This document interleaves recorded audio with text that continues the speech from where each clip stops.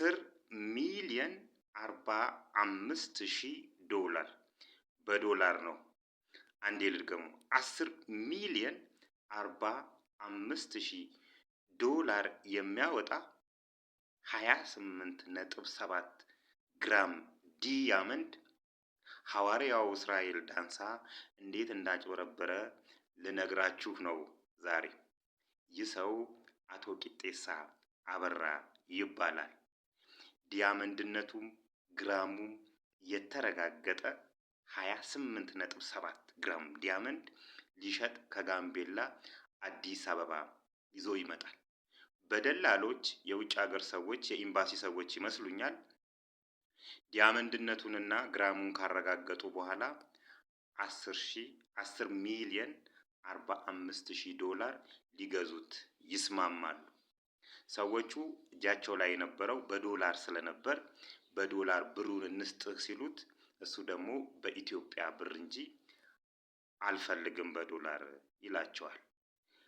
ለሰኞ ይቀጣጠራሉ በኢትዮጵያ ብር ሊሰጡት።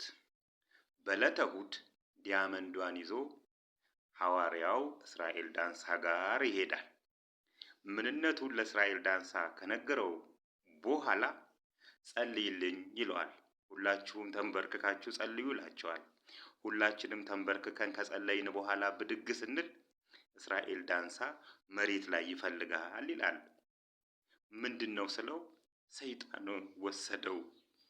ሰይጣን ወሰደው አለኝ። እዛው መድረክ ላይ ተያያዝኩት።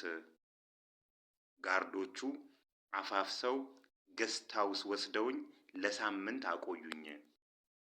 ለሳምንት እዛ ገስት ሃውስ በነበርኩበት ጊዜ የተለያዩ ነገሮችን እየመጡ ይጠይቁኝ ነበር። ለምሳሌ የባንክ አካውንቴን ቁጥር፣ ቤተሰቦቼ የት እንዳሉ፣ ሚስቴ የት እንዳለች፣ ልጆቼ የት እንዳሉ ይጠይቁኝ ነበር። እኔም ትክክለኛውን እነግራቸው ነበር። በሳምንቱ እሑድ ሌላ ቸርች ይዘውኝ ሄደው ቸርቹ ላይ ሲሰብክ የነበረው ፓስተር ይሄን ዲያመንድ አትፈልገው መጥፊያ ይሆናል አለኝ። እንዲያውም ይሄ ዲያመንድ ጅጅጋ ይታየኛል አለኝ። ጅጅጋ እንግዲህ ባለቤቱ ጅጅጋ ነው ያለችው፣ እሷ ወስዳለች ብሎ ደግሞ እሱንም ሊያጣሉት ነው።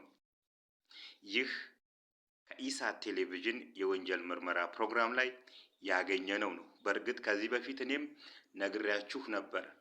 ዛሬ ላይ አቶ ቂጤሳ አበራ የት እንዳለ ምን ደረጃ ላይ እንደደረሰ ለማወቅ ስለፈለኩ ነው ይሄን ታሪክ ማስታወስ ያስፈለገኝ።